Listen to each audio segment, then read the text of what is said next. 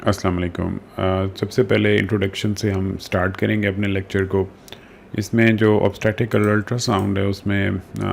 एक तो इसकी हिस्ट्री से स्टार्ट अगर करें तो 1950 में जो था,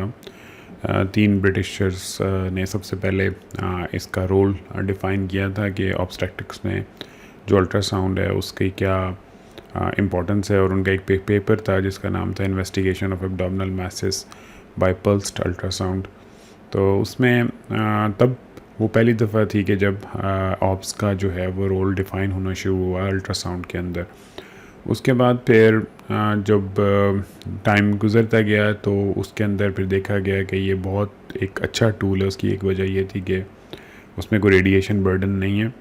और दूसरी इसकी इकोनॉमी यानी सस्ता टेस्ट हो जाता था, और एक्सेप्टेबिलिटी है, रिप्रोड्यूसिबिलिटी है। और इससे फिर जो मेन स्टे है आपका इमेजिंग का ऑब्स्टेट्रिक्स के अंदर, तो वो अल्ट्रासाउंड है। वो चाहे रेडियोलॉजिस्ट हों या चाहे ऑब्स्टेट्रिशियंस हों, वो सारे अल्ट्रासाउंड पे ही रिलाई करते हैं। उसके बाद जो एडिशनल इसमें दो चीज़ें ऐड होती हैं, उसमें एक 3D अल्ट्रासाउंड और एक MRI। ये दो चीज़ें ऐसी हैं कि जो इनके अंदर बाद में हम अगर एडिशनल को हमें इंफॉर्मेशन चाहिए तो वो हम इसके साथ फिर उसको ऐड करते हैं। और 3D अल्ट्रासाउंड का स्पेशल रोल जो है वो फिज़िकल कंडीशंस में ज़्यादा है, जिस तरह क्लेफ्ट लिप, क्लेफ्ट पैलेट और स्पाइना बाइफिडा वगैरह के जो केसेस होते हैं जिसमें आपको स्ट्रक्चर एबनॉर्मैलिटी ज़्यादा होती हैं। तो उसमें और स्पेशली अगर सरफेस की, क्योंकि ये वॉल्यूम रेंडर्ड इमेजेस होते हैं, तो उससे फिर हमें ज़रा एडवांटेज ज़्यादा होता है। सबसे पहले जो सेफ्टी के हिसाब से हम बात स्टार्ट करेंगे। इसमें फॉर लाइक 40 इयर्स जब से ये चल रहा है और बहुत सारी इसमें स्टडीज़ हुई हैं, तो उसमें कोई भी इस तरह की कोई साइड इफ़ेक्ट या कोई चीज़ अभी तक कहीं कहीं किसी भी लेवल पे नहीं डायग्नोज हुई या कोई फाइंड आउट नहीं हुई। और लेकिन स्टिल जो एम्ब्रियो है वो चूँकि ससेप्टेबल है टेराटोजेनिक और बायोलॉजिकल इफ़ेक्ट्स के लिए, तो इसलिए फिर भी कुछ गाइडलाइंस दी गई हैं जिसमें हमारी कोशिश ये की जाती है कि हम अपनी जो कम से कम एनर्जी यूज़ करें मशीन की फीटस को इमेज करने के लिए। तो इसलिए जो इसकी गाइडलाइंस हैं वो नाइस की गाइडलाइंस हैं, National Institute of Health and Care Excellence, और दूसरा Royal College of Obs and Gynae RCOG की भी कुछ गाइडलाइंस हैं जो करते हैं। जो अकास्टिक आउटपुट है, यानी कि जो आप साउंड प्रोड्यूस कर रहे हैं और वो साउंड जो यूज़ हो रही है, जो उसकी एनर्जी है, और जो अकास्टिक आउटपुट है वो सिर्फ US में रेगुलेटेड है। यानी कि USA में तो मशीन के साथ आपकी इंफॉर्मेशन आपको रिक्वायर्ड होती है जो आप यूज़ करेंगे, लेकिन बाकी कंट्रीज़ में अभी इस तरह की कोई ख़ास ऑब्लिगेशंस नहीं है। लेकिन चूँकि US सबसे बड़ी मार्केट है इस वक्त मेडिकल इक्विपमेंट्स की, तो जितने भी आपके इक्विपमेंट मैन्युफैक्चर हैं वो आपको उसको फॉलो करते हैं। तो इसलिए इसमें आपके पास दो चीज़ें जो इम्पोर्टेंट है, उसमें से एक MI जिसको हम मैकेनिकल इंडेक्स कहते हैं, और दूसरा TI जिसको हम थर्मल इंडेक्स कहते हैं। थर्मल इंडेक्स पे भी हम थोड़ी सी बात मज़ीद बाद में करेंगे, लेकिन फ़िलहाल आप ये दो चीज़ें याद रखें। और इसकी वैल्यू जितनी ज़्यादा होती जाएगी, ये जो है वो उतना ही ज़्यादा एनर्जी जो है वो फीटस के अंदर जाती जाएगी या एम्ब्रियो के अंदर, डिपेंडिंग ऑन दी एज। तो अब उसमें ये दोनों इंडिकेशंस जो हैं ये आपको उसमें नज़र आनी चाहिए अपनी स्क्रीन के ऊपर। ये इनकी रिक्वायरमेंट है US की कि आपकी जो मैकेनिकल इंडेक्स और थर्मल इंडेक्स जो है, वो दोनों आपको नज़र आने चाहिए। अब ये एक इमेज हम बेसिक सा जो हम लेते हैं, उसमें हमारे पास ये 6 वीक्स 5 डेज़ का इमेज है, और उसमें आपको आइडिया हो रहा होगा कि ये जो ये इसके अंदर एम्ब्रियो है जिसके ऊपर मैंने ब्लू कलर से मार्क किया हुआ है, और उसके साथ एक योग सैक है, और ये इसका गेस्टेशनल सैक है। और उसी तरह इसमें जो फर्स्ट ट्राइमेस्टर है उसमें इसकी स्पीड ऑफ ग्रोथ बहुत तेज़ होती है, और अभी हम देखेंगे काफ़ी स्पीड से वो ग्रो करता है। और ये जब वो एम्ब्रियो से फीटस की स्टेज में आ जाता है, जो एम्ब्रियो है वो नॉर्मली तब तक आप कहते हैं जब तक आप उसको सही तरह उसके सारे स्ट्रक्चर्स को आइडेंटिफाई ना कर सकें, और वो depending on the books, her book की अपनी डेफिनेशन है, लेकिन something like 10 to 11 weeks. 10 weeks के बाद आप नॉर्मली बच्चे के सारे स्ट्रक्चर्स को ज़्यादा आइडेंटिफाई कर सकते हैं। तो इसलिए उसके अंदर फिर आपके लिए इसका जो उसके बाद फिर आप उसको वर्ड फीटस यूज़ करते हैं, और उससे पहले ये होता है कि आप एम्ब्रियो का वर्ड यूज़ कर रहे होते हैं। उसके बाद फिर जो अब आपको इसमें जो हमारे यानी कि जो भी इसकी इमेजिंग कर रहा है, अब एक दो चीज़ें जो मैं आपको दिखाना चाहता हूँ वो ये है कि आप यहाँ पे पहले फोकस करें।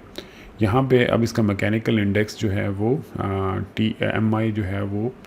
0.5 आ रहा है, और TI thermal index B is for bones, और जो एस था इससे पहले आपने देखा होगा जो पिछले में था वो उसको सॉफ्ट टिश्यू के लिए यूज़ किया जाता है। लेकिन एनी केस जो थर्मल इंडेक्स है इसके अंदर, और ये आप चेंज कर सकते हैं कि आपने अगर इसकी इम्पैक्ट बोन पे देखना है तो TIB यूज़ कर सकते हैं, अगर आपने सॉफ्ट टिश्यू पे देखना है तो TIS यूज़ कर सकते हैं। तो जो बच्चे यानी कि जो जब आप एम्ब्रियो की इमेजिंग करेंगे तो उस वक्त TIS इंपॉर्टेंट है, क्योंकि आप TIS इसलिए यूज़ करेंगे क्योंकि उसमें सॉफ्ट टिश्यू का कंपोनेंट होता है। ऑसिफिकेशन अभी स्टार्ट नहीं होती तो बोन फॉर्मेशन नहीं होती, तो इसलिए आप उस वक्त TIS को यूज़ करके थर्मल इंडेक्स को यूज़ करेंगे। लेकिन उसके बाद जब आप करेंगे तो आप TIB को भी यूज़ कर सकते हैं, डिपेंडिंग आपकी क्या रिक्वायरमेंट्स हैं। लेकिन इंपॉर्टेंट चीज़ फ़िलहाल ये है कि जो मैकेनिकल इंडेक्स है उसकी वैल्यू है, और फिर एक थर्मल इंडेक्स है उसकी एक वैल्यू आ रही है 0.5 और 0.2। अब आप इस इमेज को देखिएगा कि इस इमेज के अंदर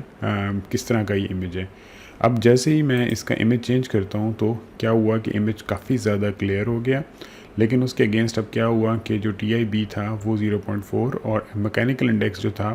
वो 0.9 पे चला गया, जो कि दोनों ऑलमोस्ट डबल हो गए। तो इन दोनों में फ़र्क क्या आया, इसमें सिर्फ ये हुआ कि इसमें हमने इसके इमेज को क्लियर करने के लिए हार्मोनिक इमेजिंग को ऑन कर दिया। तो अगर आप यहाँ पे देखें इस जगह पे, तो यहाँ पे तो बाकी इंडिकेशन आ रहे हैं, लेकिन जैसे मैं इस इमेज पे जाता हूँ तो यहाँ पे साथ हार्मोनिक भी लिखा आ जाता है। तो इसका मतलब ये है कि जब आप हार्मोनिक इमेजिंग में शिफ्ट करेंगे या उसको यूज़ करना शुरू करेंगे तो उसकी वजह से जो आपकी एनर्जी की डिपॉजिट है वो काफ़ी स्पीड से ऊपर जाएगा। तो मैकेनिकल इंडेक्स और जो थर्मल इंडेक्स है वो दोनों यूज़ होते हैं। तो इसलिए आपने इसको वाइजली यूज़ करना है ताकि जो एनर्जी डिपॉजिट है वो कम से कम रहे। जो फर्स्ट ट्राइमेस्टर के रेफरल के कॉजेज़ होते हैं कि जो यानी कि फर्स्ट 12 वीक्स के अंदर जब बेबी प्रेजेंट होता है, तो उसमें यानी कि फ़र्स्ट 3 मंथ्स यानी कि जो फर्स्ट ट्राइमेस्टर है यानी कि फ़र्स्ट 3 मंथ्स जो हैं 12 वीक्स तक, उसमें आपकी जो मोस्ट लाइकली जो आपकी हैं रेफरल की रीज़न्स वो होंगी अर्ली प्रेगनेंसी सिम्टम्स हैं जिसमें आपकी पेन और वजाइनल ब्लीडिंग हो सकती है। उसके बाद डेटिंग ऑफ द प्रेगनेंसी जो है वो इम्पॉर्टेंट है। अभी हम इन सारे सेमेस्टर्स को जब कवर करेंगे, अभी तो जनरल एक इंट्रोडक्शन है, तो उस वक्त हम इसमें हर एक की डिटेल में काफ़ी ज़्यादा जाएंगे। फिर उसके बाद असेसमेंट ऑफ मल्टीप्लिसिटी है कि प्रेगनेंसी सिंगल है डबल है। उसके बाद फिर स्क्रीनिंग है क्रोमोसोमल कंडीशंस की कि ट्राइसोमी 13, 18, 21 में से क्या है, और कोरियोनिक विलस सैम्पलिंग अगर होगी तो वो भी फर्स्ट ट्राइमेस्टर में ही होती है। उसके बाद फिर जो दूसरी सेकंड ट्राइमेस्टर के अंदर ये उसकी फर्स्ट ट्राइमेस्टर की एक पिक्चर है। इसमें जो इशू है वो ये है कि जो LMP है वो 8-6 उसके हिसाब से यानी कि जो फीटस की एज है वो 8 वीक्स 6 डेज़ बन रही है, जबकि जो हमारी कैलकुलेशन है उसके हिसाब से 10 वीक्स 5 डेज़ बन रही है। तो ये इस तरह की जो डिस्पैरिटी है इसको भी हम फर्स्ट ट्राइमेस्टर में आपको नज़र आ सकती है। उसके बाद जो सेकंड ट्राइमेस्टर है उसमें ये होता है कि जो आपकी मोस्ट कॉमन रीजंस हैं उसमें से एक 20 वीक स्क्रीनिंग टेस्ट होता है जिसको आप एनॉमली स्कैन यहाँ पे कहा जाता है। तो वो मोस्ट कॉमन इंडिकेशन है जिसमें आपको सेकंड ट्राइमेस्टर में इमेजिंग करनी पड़ती है। उसके अलावा परवेजाइनल ब्लीडिंग और उसके अलावा अमाइनोसेंटेसिस जो है ये भी आपके सेकंड ट्राइमेस्टर यानी कि जो 13 वीक्स ऑनवर्ड्स होगा, तो उसके अंदर भी ये मतलब आपके ये सारे के सारे जो हैं इसके ये मेन इंडिकेशंस हैं उनकी आपके लिए, ठीक है। और उसके बाद जो है वो जो फीटल अनॉमली स्क्रीनिंग प्रोग्राम है जिसको FASP भी कहा जाता है, वो उसने जो कंडीशंस दी हुई हैं वो तकरीबन 11 कंडीशंस हैं जो जब हम अनॉमली स्कैन के सेक्शन में जाएंगे इस कोर्स के अंदर तो हम फिर वहाँ जाके उनको भी एक दफ़ा डिटेल से पढ़ेंगे कि किस तरह उनको अपने असेस करना है। जो अमाइनोसेंटेसिस है वो ऑब्स्टेट्रिशियन या सोनोग्राफर जो है वो 15 वीक्स के बाद जो है वो यानी कि अराउंड 15 वीक्स आप अमाइनोसेंटेसिस करते हैं जो कि सेकंड ट्राइमेस्टर में ही होगी, और उसमें ट्रांस एब्डोमिनल अल्ट्रासाउंड के साथ आप एक सैम्पलिंग नीडल लेके जाते हैं, और जो जाहिर बात है कि वो अम्बिलिकल कॉर्ड वगैरह और फीटल पार्ट से काफ़ी दूर से आपने वो फ्लूइड को लेना होता है। लेकिन इसके अपने जो है वो एडवांटेजेस और डिसएडवांटेजेस हैं। उसके बाद फिर आपका जो है थर्ड ट्राइमेस्टर के लिए जो कॉज ऑफ रेफरल्स हैं, उसमें यह है कि सारी बात है कि आप फीटल ग्रोथ के लिए एक कंसर्न होंगे उस वक्त कि जो फीटस है उसकी ग्रोथ क्या ठीक जा रही है या नहीं। दूसरा उसके अंदर फीटल मॉनिटरिंग के जो अगर यानी कि फीटस की जो इंटरवल ग्रोथ्स हैं यानी कि थर्ड ट्राइमेस्टर के अंदर के हर 15 डेज़ के बाद वो कैसे है। उसके अलावा उसकी वेलबींग स्कैन कि जिसमें आप उसकी जो असेसमेंट करते हैं कि बट उसकी मूवमेंट, उसकी रेस्पिरेशन यानी कि उस सारे के सारे जो क्राइटेरिया है वो भी हम देखेंगे। उसके बाद फिर आपकी फीटल वेट एस्टिमेशन के जिसमें आप उसके मुख्तलिफ पैरामीटर्स यूज़ करके तो उसका वेट मेजर करते हैं जो कि मशीन अब आजकल करती है। उसके बाद प्लेसेंटल लोकलाइजेशन और मॉर्फोलॉजी पे आपने थर्ड ट्राइमेस्टर पे फोकस करना होता है। और अगर फीटस की ब्लड सैम्पलिंग करनी है आपने या उसको कोई ट्रांसफ्यूजन देनी है तो उस सूरत में भी जो है आप थर्ड ट्राइमेस्टर के अंदर वो भी आपकी एक कॉज ऑफ रेफरल हो सकता है। जो अदर कंडीशंस हैं जैसे प्री एक्लेम्पशिया है या हाई ब्लड प्रेशर है, गेस्टेशनल डायबिटीज़ है, इसके अंदर आपको सीरियल स्कैन्स चाहिए होते हैं थर्ड ट्राइमेस्टर के अंदर कि ताकि आपको ये जो ग्रोथ चार्ट्स हैं यानी कि जिन पे आपको एस्टिमेट करना होता है कि क्या बच्चा जो है वो सही ग्रो कर रहा है कि नहीं, तो वो आपको मतलब उनका आइडिया रहे ताकि अगर वो उससे डेविएट होने लगा है तो आप उस वक्त इंटरवेंशन अगर कोई करनी है तो वो आप कर सकें। तो इसलिए उस सूरत में अगर कोई मैटरनल कंडीशंस हैं तो उस सूरत में आप सीरियल स्कैनिंग्स करेंगे। उसके बाद जो फीटल ग्रोथ रिटार्डेशन है जिसमें अगर यानी कि वो सही ग्रो नहीं कर रहा तो जो वो सेकंड लेट यानी कि लेट सेकंड ट्राइमेस्टर में डायग्नोज होनी शुरू होती हैं। लेकिन जो मोस्ट कॉमन है वो थर्ड ट्राइमेस्टर में यानी कि जो फीटस हैं वो नॉर्मली सेकंड ट्राइमेस्टर तक तो बिल्कुल सही ग्रो करते हैं मेजॉरिटी। लेकिन जो फीटल ग्रोथ रिटार्डेशंस इसमें सिमेट्रिकल वगैरह वो भी सारी डेफिनेशंस हम देखेंगे। लेकिन उसके अंदर जो उसकी मोस्ट लाइकली आपके पास प्रेजेंटेशंस आएंगी वो थर्ड ट्राइमेस्टर में आती हैं और फिर उसमें भी आपको सीरियल स्कैनिंग करके उसको देखना पड़ता है और जब वो बहुत ज़्यादा डेविएट कर रहा होता है तो फिर आपको उसको डिलीवर करना पड़ता है। और जो मैक्रोसोमिया यानी कि जिसमें फीटस अगर 4 kg से भी वेट ऊपर चला गया तो वो भी थर्ड ट्राइमेस्टर में ऑब्वियसली आपको पता लगेगा, जिसमें आगे आपके पास जो डिफरेंट फैक्टर्स हैं जिसमें वो गेस्टेशनल डायबिटीज़ की वजह से ही मैक्रोसोमिया हो सकता है और अगर जो मैटरनल का बॉडी मास इंडेक्स है वो ज़्यादा तब भी वो इस तरह आ सकता है। तो इसलिए ये उसकी हम उसको भी एक दफ़ा फिर इस कोर्स के एंड में देखेंगे। अच्छा, इसमें एक 2-3 चीज़ें इंपॉर्टेंट हैं। एक तो ये है कि इसमें क्या इक्विपमेंट आपके लिए ज़रूरी है। इसमें जो सबसे पहले जो लेफ़्ट साइड पे इसकी ये काउच है, इसमें ये काउच आपका फर्स्ट ट्राइमेस्टर स्कैनिंग के लिए यूज़ होता है और इसमें एक चीज़ बड़ी इंपॉर्टेंट है कि हाईली रिकमेंडेड है कि हाइट एडजस्टेबल काउच हो। ये जो काउच है जो कि मोस्ट राइट साइड पे पड़ा हुआ है जो पर्पल कलर का है, ये कभी भी रिकमेंडेड नहीं होते ऑफ स्कैनिंग के अंदर, तो इसलिए आप हमेशा इसको अवॉइड करते हैं कि आप इस तरह का काउच कभी यूज़ नहीं करते। अब इन दोनों में क्या फ़र्क है? इसमें ये फ़र्क है कि ये जो पहला काउच है इसमें जो मैटरनल लेग्स हैं उनको इस तरह प्लेस किया जाता है कि अगर आपने TVS करना है तो आपके पास जो TVS प्रोब है, सपोज़ करें वो एक सेकेंड मैं पेन से आपको ड्रॉ करके साथ सपोज़ करें कि आपने TVS प्रोब इस तरह इंसर्ट की, तो अब अगर आपने जो अगर ये फ्लैट काउच है तो आप इस प्रोब को नीचे की तरफ इस तरह लेके जाना आपके लिए मुश्किल होगा, जबकि इसमें क्या होगा कि आप इस प्रोब को नीचे की तरफ मैनूवर कर सकते हैं। तो ये TVS के अगर स्कैन आपने करना है तो उसके लिए रिकमेंडेड है कि ये काउच की जो लेग साइड है वो डाउन हो सके ताकि आप इजीली अपने जो TVS की प्रोब है उसको यूज़ कर सकें। अदरवाइज़ जो है उसकी TVS की जो प्रोब है वो सही तरह मैनूवर नहीं कर सकेगी। और हाइट लेकिन सेकंड और थर्ड ट्राइमेस्टर के अंदर आपके पास चूँकि TVS की कोई इतनी ज़्यादा रोल नहीं रहता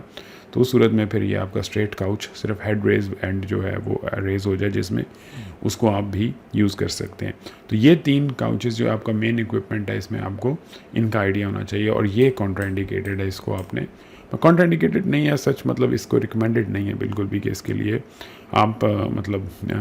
ये ना यूज़ करें और ये फर्स्ट ट्राइमेस्टर, सेकंड और थर्ड ट्राइमेस्टर और इस तरह आप इसके अंदर यूज़ करेंगे। अच्छा, ये प्रोब्स जो 2 आपके मैक्सिमम यूज़ होती हैं बल्कि यही 2 प्रोब्स ज़्यादा यूज़ होती हैं, उसमें एक कर्वीलिनियर ट्रांसड्यूसर प्रोब है और एक ट्रांसवेजाइनल ट्रांसड्यूसर प्रोब है। यानी कि ये 2 कर्वीलिनियर प्रोब और ट्रांसवेजाइनल प्रोब। जो कर्वीलिनियर प्रोब है उसकी भी आगे 2 टाइप्स हैं। एक तो ये सिंपल है जो कि 2 to 6 मेगाहर्ट्ज़ की प्रोब है, लेकिन अब इसके अंदर इसकी एक और वेरिएंट आता है। उस वेरिएंट के अंदर जो है वो आपका जो प्रोब है उसकी जो फ्रीक्वेंसी वो थोड़ी सी ज़्यादा है, और जब 20 वीक्स का नॉर्मली स्कैन करते हैं तो उसमें उसका रोल काफ़ी बेहतर है, वो आपके एनाटमी के स्ट्रक्चर्स को काफ़ी बेहतर तरीके से शो कर देता है। अच्छा, इसमें जो ये वाली प्रोब है ये तकरीबन 6 से 12 मेगाहर्ट्ज़ की ट्रांसवेजाइनल प्रोब होती है, और इसमें ये है कि चूँकि ये काफ़ी करीब प्लेस हो जाती है, मतलब यूट्रस के फंडस और बाकी स्ट्रक्चर्स के पास, सर्विक्स के पास, तो ये काफ़ी डिटेल एनाटमी आपको दिखा देती है। और लेकिन हम ट्रांसवेजाइनल को जो है वो फर्स्ट ट्राइमेस्टर में ही यूज़ करते हैं, और जो ट्रांस एब्डोमिनल है वो सेकंड और थर्ड में यूज़ होगी। और लेकिन सारी बात है कि फर्स्ट में आप पहले स्टार्ट तो हमेशा इसी से, जो कर्वीलिनियर प्रोब है उसी से ही करते हैं। अच्छा, उसके बाद फिर ये होता है कि ये एक आपकी इक्विपमेंट है। अब इक्विपमेंट में कई चीज़ें बड़ी इंपॉर्टेंट हैं कि आपकी अपनी मशीन से जो इंट्रोडक्शन है वो बड़ा अच्छा हुआ हो, और उसके अंदर स्पेशली के जो आपकी सेक्टर विड्थ है, डेप्थ ऑफ फील्ड है और मैग्नीफिकेशंस, यानी कि ये तीनों चीज़ें आपको बड़े अच्छे तरीके से कंट्रोल करनी आती हूँ कि ये तीनों अलग अलग चीज़ें हैं। और इसको हम एक बेसिक्स ऑफ अल्ट्रासाउंड का एक सेपरेट कोर्स होगा जिसमें हम सिर्फ मशीन की सेटिंग्स और उसके बारे में ज़्यादा इन्फॉर्मेशन देंगे, तो वो भी इधर ही अपलोड होगा इंशाल्लाह। अच्छा, उसके बाद इसमें दूसरी चीज़ फोकल जोन है कि जहाँ पे आपको जहाँ पॉइंट ऑफ इंटरेस्ट है वो आप जो फोकल जोन है वो जस्ट उस लेवल पे या उससे थोड़ा सा नीचे एडजस्ट करते हैं फोकल जोन को, ताकि आप वहाँ पे मैक्सिमम इन्फॉर्मेशन ले सकें, क्योंकि फोकल जोन वो जगह है जहाँ पे रेजोल्यूशन और जो उसकी एम्पलीट्यूड ऑफ द वेव्स है वो सबसे बेस्ट होता है और आपको सबसे अच्छी जगह वो नज़र आ रही होती है। इसके बाद फिर एक चीज़ बड़ी इंपॉर्टेंट जो होती है वो आपकी TGC है कि जो आपके जो मशीन है वो जिसको आप टाइम गेन कंपनसेशन कहते हैं वो बहुत ज़रूरी है, क्योंकि आपको पेशेंट की एमनियोटिक फ्लूइड और क्योंकि इसमें द लेवल्स ड्रास्टिकली चेंज होते हैं पेशेंट टू पेशेंट, तो आपको TGC के साथ उसकी यानी कि जो उसके पैरामीटर्स हैं TGC को कंट्रोल करने के वो मुकम्मल आने चाहिए, ताकि आप उससे फिर उसको मज़ीद बेहतर लेके आ सकें इमेज को। और हार्मोनिक इमेजिंग जैसे अभी हमने पहले देखा था, तो इसके अंदर हार्मोनिक इमेजिंग के अंदर चूँकि जब फ्लूइड फिल्ड स्ट्रक्चर ज़्यादा होते हैं, यानी कि जिस तरह इसमें एमनियोटिक फ्लूइड होता है, तो उसके अंदर जो आर्टिफैक्ट्स हैं वो बढ़ जाते हैं। तो हार्मोनिक इमेजिंग से ये होता है कि आपके ये जो आर्टिफैक्ट्स हैं वो काफ़ी सारे कम हो जाते हैं, और स्पेशली जब पेशेंट ओवरवेट बल्कि हों तो फिर उसमें आर्टिफैक्ट भी उतने ज़्यादा ही बढ़ते हैं। तो जो हार्मोनिक इमेजिंग है उससे आपकी लेटरल रेजोल्यूशन, कंट्रास्ट और एज इन्हांसमेंट जो कि आपको मुख्तलिफ स्ट्रक्चर्स को मैयर करने के लिए चाहिए होती है, तो वो भी बेहतर हो जाती हैं। तो इसलिए आपको ये भी आइडिया होना चाहिए कि आपकी मशीन में जो हार्मोनिक इमेजिंग है वो किस तरह वो यूज़ होती है, और फिर उसके आगे कौन कौन से मेथड्स हैं। उसके बाद डॉपलर पे हम आते हैं। डॉपलर का एक तो चीज़ बड़ी इंपॉर्टेंट है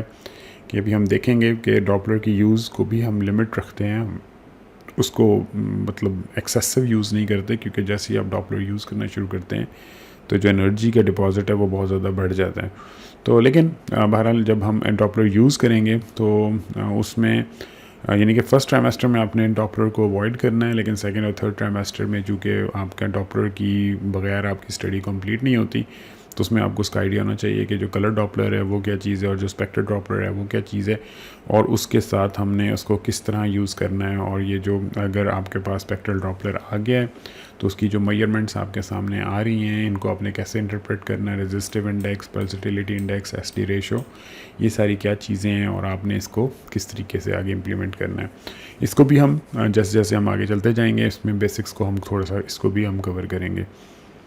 लेकिन इंपॉर्टेंट चीज़ इसमें जो है वो ये है कि गुड फॉरवर्ड फ्लो जो है होना चाहिए। ये इसकी सिस्टोलिक पीक है और ये इसकी डायस्टोलिक मतलब पीक तो नहीं है, मतलब डायस्टोलिक स्टेज है। अच्छा, इसके बाद जो टेक्निक है अब इसमें हम जो एक चीज़ देखना चाह रहे हैं कि उसमें आपका जो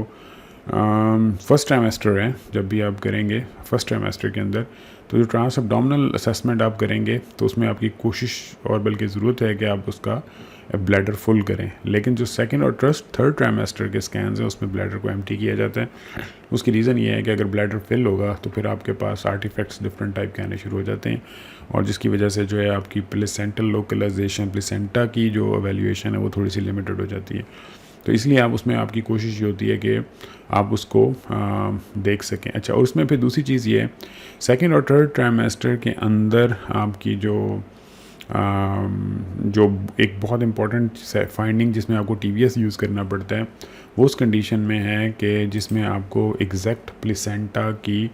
जो लोकलाइजेशन है वो आप ना कर सक रहे हों और आपको उसके अंदर मज़ीद हेल्प की ज़रूरत हो। अब इसमें ये चूँकि एक टीवीएस का वो स्कैन यानी कि इमेज है, तो इसमें अगर आप ये देखें ना तो ये आपको ये सर्विक्स का एरिया नज़र आ रहा है, ये जो सारे का सारा है, ठीक है जी। और ये जो सर्विक्स एरिया उसके दरमियान में ये इसकी सर्वाइकल केनाल है। अच्छा, अब इसकी जो सर्वाइकल केनाल है ये इसका हेड है फीटस का जो आ रहा है, और उसके बाद लेकिन अगर आप इसमें यहाँ पे देखें तो जो प्लेसेंटा का एज है वो इसको कवर कर गया। अब अगर हम ट्रांस एब्डोमिनल में इसको स्कैन करते तो हम इसके प्लेसेंटा की ये जो एज है या ये वाला जो पार्ट है ये हमें शायद इतना क्लियर नज़र ना आता, और हम इसको ये कह देते कि जी ये मतलब ग्रेड 1 प्लेसेंटा प्रीविया में डाल देते। लेकिन इसमें तो ये इसको कवर करके दूसरी साइड पे जा चुका हुआ है, इसका मतलब है कि ये कंप्लीट प्लेसेंटा प्रीविया है, और ये आपकी इसमें डिलीवरी में ज़ाहिर बात है कि इसमें प्रॉब्लम करेगा। तो इसलिए ऐसे केसेस के अंदर कि जिसमें आपको ये सस्पिशन हो कि जो जिसका लोअर एज है क्या वो हेड के आगे आया हुआ है या नहीं आया हुआ, तो उस सूरत में फिर आप टीवीएस सेकंड और थर्ड ट्राइमेस्टर में भी आप बेसिकली यूज़ कर सकते हैं। अच्छा जी, उसके बाद फिर ये इसकी इक्विपमेंट असेसमेंट है। इसमें आपके पास सारे के सारे इसके ये आपको जेल पैड्स और ये सारा कुछ मिलता है। इसके साथ जब आप टीवीएस करेंगे उसको आप कंफर्टेबल करेंगे, और कंफर्टेबल करने के बाद फिर जो है वो सिंगल यूज़ ट्रांसड्यूसर कवर्स जो है उनको आपने यूज़ करना है। और उसके बाद फिर आप बाकी लेटेक्स फ्री भी होते हैं, अगर किसी पेशेंट को लेटेक्स एलर्जी है उसके लिए आप उसको भी यूज़ करेंगे, लेकिन इसकी एक स्टैंडर्ड प्रोटोकॉल आपने इसका यूज़ करना है। अच्छा, अब इसमें ये एक डमी के ऊपर इन्होंने प्रोब दिखाई है रख के, तो इसमें जो अगर प्रोब की ओरिएंटेशन इस तरह है जिस तरह इसके अंदर आई हुई है, इसमें आपके पास प्रोब के लिए इस डायरेक्शन में अगर आ रही है तो ये जो है आपकी सजिटल व्यू है, और सजिटल व्यू में जब आप बनाते हैं तो उसमें आपके पास ये आपका एक स्टैंडर्ड डायग्राम है जो सजिटल सेक्शन के लिए, और इसके अंदर क्या होता है कि ये एंटीरियर है, ये पोस्टीरियर है, और उसके बाद फिर आपका ये सुपीरियर है और ये इंफीरियर है। तो ये आपकी स्क्रीन ओरिएंटेशन है जो आप सजिटल के अंदर होते हैं, और ये जब इसको आप इस डायरेक्शन में करते हैं तो अब जो आपका इसके साथ अगर आप इसको कंपेयर करें तो एंटीरियर और पोस्टीरियर तो वैसे ही रहेंगे, लेकिन अब इस सूरत में यहाँ इसके साथ जो है वो राइट और लेफ़्ट चेंज हो जाएंगे, जो कि पहले आपके पास सुपीरियर और इन्फीरियर थे। तो ये याद रखना आपने कि जब आपकी ओरिएंटेशन ऑफ प्रोब चेंज होगी तो साथ ही आपके जो इसके रेफरेंस पॉइंट्स हैं वो भी साथ ही चेंज होते जाएंगे। और बस इसको आप भी इधर ही देखेंगे, बाकी इसके बाद हम जो प्रोब हैंडलिंग वगैरह हैं वो हम बाद में देखेंगे। अब इसमें एक कॉन्सेप्ट बड़ा इंपॉर्टेंट है जो कि हमें मतलब सीखना है और आपको भी समझना है। ये तो है आपका जो क्या कहते हैं ट्रांस एब्डोमिनल अल्ट्रासाउंड, जिसमें ये इसमें तो आपकी ओरिएंटेशन बिल्कुल सीधी रहती है। इसमें ये आपका जो यूट्राइन स्ट्रक्चर है या यूट्रस है वो आपको यहाँ पे नज़र आ रहा है। अब इस यूट्रस के साथ चूँकि यहाँ से आप एंटीरियर एब्डोमिनल वॉल में ही सिर्फ प्रोब प्रेस करते हैं, तो इसके अंदर जो इसकी एंटीरियर वॉल है वो इसकी तरफ होती है, प्रोब की तरफ। ऑब्वियसली ये एंटीरियर पार्ट है, तो इसमें आपको एंटीरियर ये यूट्राइन वॉल या फंडल वॉल आपको इस साइड पर नज़र आएंगी। उसके बाद इसमें सर्विक्स का ये एंडोमेट्रियम होगी और फिर पोस्टीरियर वॉल होगी। ये है बेसिकली उस यूट्रस के अंदर जिसमें जो यूट्रस आपका एंटीवर्टेड है, यानी कि जो आगे को है। और इस सूरत में आपकी जो इसकी ओरिएंटेशन है टीवीएस की, जो कि एंटीवर्टेड यूट्रस के लिए, उसमें क्या होगा कि इसमें चूँकि एंडोमेट्रियम इस तरह आ रही है और इस तरह जा रही है और प्रोब यहाँ से इसकी जो है ट्रांसड्यूसर प्लेस हुआ हुआ है, तो अब इस वजह से जो इसकी एंटीरियर वॉल है वो ट्रांसड्यूसर की तरफ होगी। ये याद रखना आपने कि जो एंटीवर्टेड यूट्रस हैं उसमें जो एंटीरियर वॉल यूट्रस की है वो इसके प्रोब की तरफ होगी और उसको टच कर रही होगी, जबकि उसके अगेंस्ट अगर एक रेट्रोवर्टेड यूट्रस होगा तो आपने ये याद रखना है कि अब इस सूरत में इसकी ओरिएंटेशन जो है वो चेंज हो गई है। अब क्या होगा कि अब जो इसकी इंटीरियर वॉल है यूट्रस की, वो प्रोब से दूसरी साइड पे चली गई है, यानी कि ये जो वॉल है अब इसकी, ये इसकी पोस्टीरियर वॉल है यूट्रस की, ठीक है। यानी कि ये वाला जो पार्ट है ये इसकी पोस्टीरियर वॉल है यूट्रस का, जो कि अब प्रोब के पास आ चुका है, और जो इंटीरियर वॉल थी यूट्रस की वो अब इससे क्रॉस करके इधर से आगे जा चुकी हुई है। तो ये आपके लिए इंपॉर्टेंट है कि रेट्रोवर्टेड में जो इसकी ओरिएंटेशन है टीवीएस प्रोब की, वो चेंज होती है और वो डिफरेंट तरीके से आपको नज़र आती है। उसके बाद कुछ आर्टिफैक्ट्स पे हम बेसिक जो डिस्कस करेंगे उसमें ये है कि ये स्टमक है, स्टमक के पीछे ये पोस्टीरियर कॉस्टिक एनहांसमेंट है जहाँ से ये सिग्नल जो है वो ड्रॉप कर रहा है, और ये इसके अंदर पीछे इसमें आपको ये जो चीज़ है पोस्टीरियर कॉस्टिक एनहांसमेंट की है, ये इंपॉर्टेंट है इसलिए क्योंकि ये आपको यहाँ पे एकोस चूँकि काफ़ी ज़्यादा नज़र आ सकते हैं, तो इसलिए आपको इसमें ये जो एरिया है जो मतलब इंक्रीज सिग्नल इंटेंसिटी का नज़र आ रहा है, ये एनहांसमेंट ही यानी कि पोस्टीरियर कॉस्टिक एनहांसमेंट कहलाता है। उसके बाद फिर ये है कि इस सारे एरिया में जो एकोज़ हैं वो इंक्रीज़ कर जाती हैं, ठीक है। और ये स्टमक के पीछे भी, जिस तरह इसमें स्टमक बबल में भी आ जाता है, और लेकिन ये किसी भी इसके अंदर हो सकता है, और ये सॉलिड स्ट्रक्चर से इसको डिस्प्लेस करते हैं। उसके बाद एक वो एनहांसमेंट थी, अब फिर एक चीज़ है जिसको आप कॉस्टिक शेडोइंग कहते हैं। वो जिस तरह की डिस्टल फीमर है या फीटल फीमर है, तो उसकी अगर आपने मेजरमेंट लेनी है और अगर उसके पीछे आपको कॉस्टिक शेडोइंग नज़र आ रही है, तो आपके लिए एक यूज़फुल टूल है, क्योंकि इससे आपको ये श्योरिटी हो जाती है कि जो आपकी जो सिग्नल्स हैं जो अल्ट्रासाउंड के ऊपर से आ रहे हैं वो बिल्कुल पैरेलल हैं, और ये इसी सूरत में ही इसकी मेजर की जाती है। तो ये बेसिकली कॉस्टिक शेडोइंग है इसके अंदर, जो हमारे लिए काफ़ी हेल्पफुल है। इसके बाद फिर ये आप इमेज देखें, इसमें क्या हुआ कि जो यहाँ पे जहाँ पे एज एंगुलेटेड तरीके से एक दूसरे से मिल रही होती हैं, तो उसके पीछे एक एज शेडोइंग आर्टिफैक्ट आ जाता है। तो अब जो कि एज शेडोइंग आर्टिफैक्ट आ गया है, तो उसकी वजह से जो आपका इसका जो सर्विक्स और जो इसका इंटरफेस है प्लेसेंटा का, वो क्लियर नहीं हो रहा आपको। तो इसके लिए फिर क्या तरीका होता है, इसके लिए फिर तरीका ये होता है, और यहाँ पे ये आपको रिवर्बरेशन आर्टिफैक्ट्स नज़र आ रहे हैं, तो इसमें फिर इसका तरीका ये होता है कि आप इसके एंगल को चेंज करते हैं, और अब हमने जब इसके उसी के एंगल को चेंज किया तो फिर हमें पता लगा कि जो प्लेसेंटल एज है वो यहाँ है और जो इंटरनल ऑज है वो यहाँ है, तो इनके दरमियान में काफ़ी ज़्यादा डिफरेंस है। तो ये प्लेसेंटा प्रीविया का केस नहीं है। तो यहाँ पे हम अपना पहला लेक्चर जो बेसिक इंट्रोडक्शन का था वो कंप्लीट करते हैं, और इसके बाद फिर अब हम नेक्स्ट लेक्चर की तरफ मूव करते हैं।